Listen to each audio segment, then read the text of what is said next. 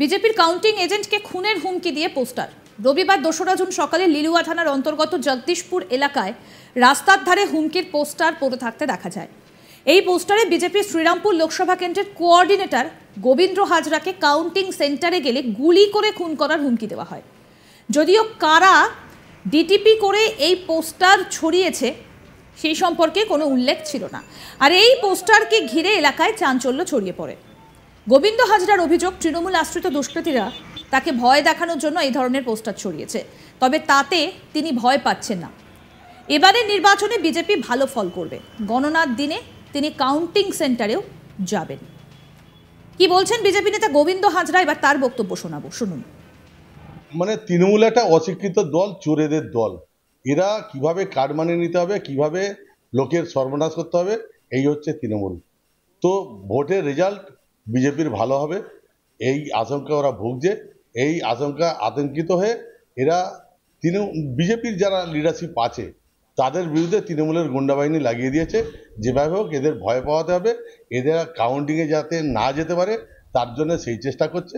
কিন্তু আমরা বিজেপি পরিবারের সদস্য, আবারও বলি, আমাদের মেরুদণ্ড সোজা আছে। আমাদের কোনোদিন এই রকম করে আমাদের ভয় পাওয়াতে পারবে না। আপনি কি যাচ্ছেন? অবশ্যই যাব। ইলেকশন করব, বিজেপি করব, কাউন্টিংয়ে যাব না, এ আবার হয় নাকি? এর প্রভাব কি আপনাদের? এর প্রভাব কি 2021-এও আপনারা দেখেছেন। 2021 মারধর, অত্যাচার, আমার ঘর বাড়ি ভাঙচুর এখন ওই অবস্থায় পড়ে আছে। এতেও আমাকে দমাতে পারবে না। আগামী দিনে আমি এবং এলাকার মানুষকে সঙ্গে নিয়ে আর এই চোর গন্ডা তৃণমূলের বিরুদ্ধে কিভাবে লড়তে হয় সেটা এলাকার মানুষই দেখিয়ে দেবে। তবে তৃণমূল কংগ্রেসের পক্ষ থেকে তাদের বিরুদ্ধে ওঠা যাবতীয় অভিযোগ অস্বীকার করা হয়েছে। ডোমজুর বিধানসভার ব্লক সভাপতি তাপস মাইতি জানিয়েছেন, তৃণমূল কংগ্রেস কোনো ব্যক্তির বিরুদ্ধে লড়াই করছে না, মানবতার জন্য লড়াই করছে, সাম্প্রদায়িকতার বিরুদ্ধে এবং উন্নয়নের পক্ষে লড়াই। পুলিশ প্রশাসন গোটা ঘটনা তদন্ত করলেই সত্যি বেরিয়ে আসবে। তৃণমূল কখনো এই ধরনের কাজের সঙ্গে যুক্ত নয়। এবার শোনাবো কি বলছেন তৃণমূল নেতা তাপস মাইতি। তৃণমূল একটা অশিক্ষিত দল, চোরেদের। এখন শুনুন, আমাদের তো কোনো ব্যক্তির বিরুদ্ধে লড়াই না। আমরা তৃণমূল কংগ্রেস আমাদের নীতিগত আদর্শগত লড়াই, কোনো ব্যক্তির সাথে আমাদের লড়াই নেই। আমাদের সাম্প্রদায়িক শক্তির বিরুদ্ধে মানবতার লড়াই। আমরা তৃণমূল কংগ্রেস সমস্ত সম্প্রদায়কে নিয়ে চলতে চাই। বিজেপি একটা সম্প্রদায়ের কথা বলে। আমরা পশ্চিমবঙ্গের যে ঐতিহ্য সংস্কৃতি তাকে বাঁচিয়ে রাখার জন্য লড়াই করছি। এখানে কোনো ব্যক্তিগত শত্রুতার জায়গা নেই। কেউ কারো দল করতে পারে, কোনো দল করতে পারে। তৃণমূল কংগ্রেস এরকম কোনো কাজ করে না। আর এই ব্যাপারে যদি কিছু হয়ে থাকে, প্রশাসনের মতো করে ব্যবস্থা নিক, প্রশাসন দেখুক কারা করেছে। নিশ্চয়ই সত্য সামনে আসবে এবং সত্য সামনে আসলে বোঝা যাবে কারা করেছে না করেছে।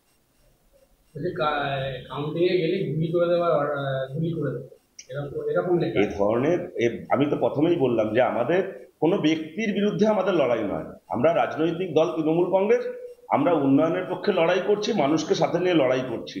মানুষ গণতান্ত্রিক অধিকার প্রয়োগ করেছে, তাদের ফলাফল যাই হোক। তাতে বিরোধী রাজনৈতিক দল যারা আদর্শগতভাবে মনে করি যে তারা করেছে, তার সাথে তো কোনো ব্যক্তিগত সম্পর্ক খারাপ ভালো ব্যাপার নেই। এখানে কে কি করেছে, তাদের গোষ্ঠীদ্বন্দ্ব হতে পারে, অন্য কোনো কিছু হতে পারে। এবং এই কালচার, যার বিরুদ্ধে পোস্টারের কথা আপনারা বলছেন, তার অতীত ইতিহাস দেখলে আপনারা এরকম ঘটনা অনেক পুনরাবৃত্তি পাবেন। তাই এর সাথে তৃণমূল কংগ্রেসের কোনো যোগ নেই। আর তৃণমূল কংগ্রেস এ ধরনের রাজনীতি এবং আপনারা যে পোস্টারের কথা বলছেন তার লেখা দেখা মনে হচ্ছে অত্যন্ত কাঁচা মাথার কাজ। তাই তৃণমূল কংগ্রেস এরকম এই ধরনের রাজনীতি করে না। মঙ্গলবার ৪ঠা জুন লোকসভা ভোটের গণনা। আর এই গণনায় কাউন্টিং এজেন্টের দায়িত্ব পেয়েছেন বিজেপি শ্রীরামপুর লোকসভা কেন্দ্রের কোঅর্ডিনেটর গোবিন্দ হাজরা। তারপরই তাকে হুমকি দেওয়া হয়েছে বলে অভিযোগ। আর গোটা ঘটনায় এলাকায় চাঞ্চল্য ছড়িয়েছে।